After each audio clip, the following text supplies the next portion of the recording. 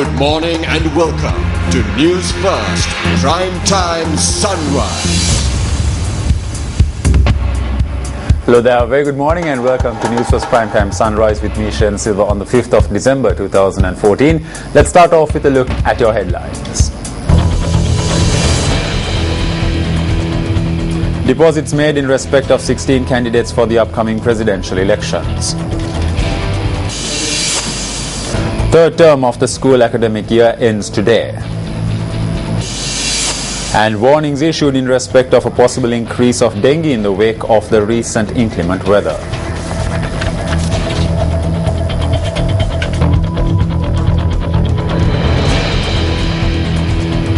On to your stories in detail now. The third term of the school's academic year concludes today.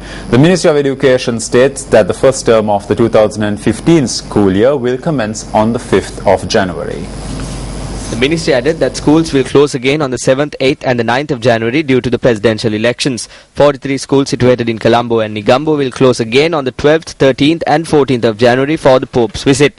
The Ministry of Education noted that these schools will be occupied by the police and the armed forces who will be deployed to provide security for the Pope's visit. The Election Secretariat states that up to now, bonds have been deposited in respect of 14 accepted political parties and 2 independent groups for the upcoming presidential elections. Speaking to News First, Additional Elections Commissioner U. Amardas stated that the accepting of bonds will conclude on the 7th of this month.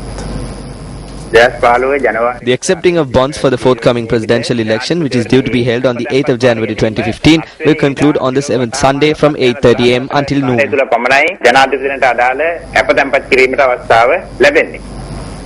The Additional Elections Commissioner added that the accepting of applications for postal voting concluded at midnight yesterday.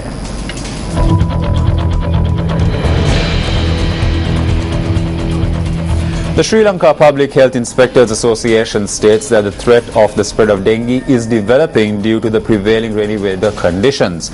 The General Secretary of the association, Senarat Bandara, stated due to this rise in the threat of the spread of the disease, the environment should be kept clean. Meanwhile, legal action has been instituted against approximately 12,000 individuals, further to inspections that were carried out in the past 11 months. Going by previous experience, we expect a possible increase of the dengue virus by mid-January next year. Due to the incessant rains and occasional heavy downpours, this threat of dengue is developing further. Our duty is to keep our environment clean.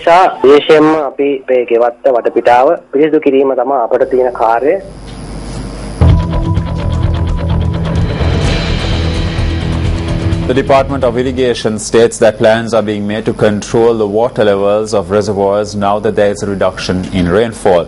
Speaking to News First, Director of the Water Management Unit of the Department, Janaki Migastana, stated that measures are being taken to close the sluice gates of reservoirs as a result.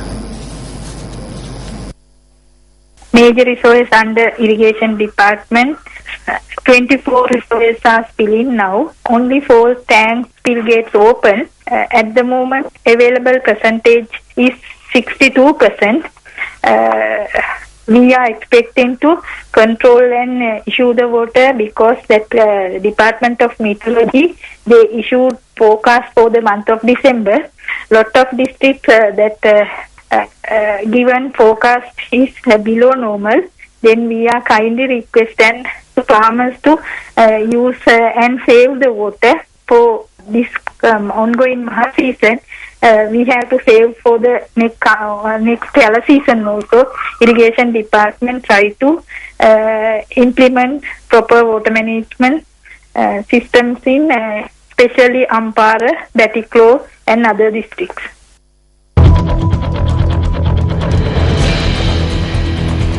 The University Grants Commission says that a handbook containing the application form for university entrance will be distributed among students who completed the advanced level exams this year.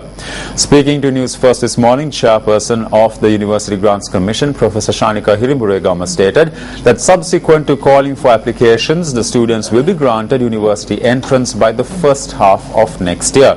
Professor Hirimburegama added that they expect to have 100,000 students in the university system by the year 2020. Regarding the 2014 A-level, which the results have not yet been released, we are preparing, we have completed the handbook. The handbook will be ready at the end of this month or early January, first week or so January, and we'll be calling for university admission applications. That's the routine practice in January, early January. But this time we have introduced online application also, but this is not only online, we are doing both. Until the students get used, we will have both. And we hope to take the students, admit the students to universities by June, July next year.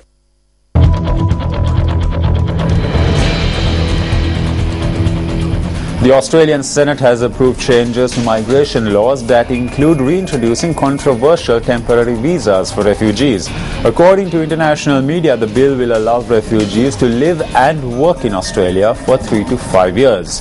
The passage of the Migration and Maritime Powers Legislation Amendment resolving the Asylum Legacy Caseload Bill 2014 has given the Immigration Minister Scott Morrison unprecedented, unchallengeable and secret powers to control the lives of asylum seekers. Under the new law, thousands of refugees, including hundreds of children, will be able to leave the detention centres and live for at least 3 years in Australia. They will have work rights and could eventually apply for skilled or other migrant visas. However, if they do not secure a permanent visa, they could be deported to their country of origin. That's a look at this edition of News First Primetime Sunrise. It is a pleasure having you with us and hope you have a great day ahead. Hotline 0114 896 896. www.newsfirst.lk. Feedback at newsfirst.lk.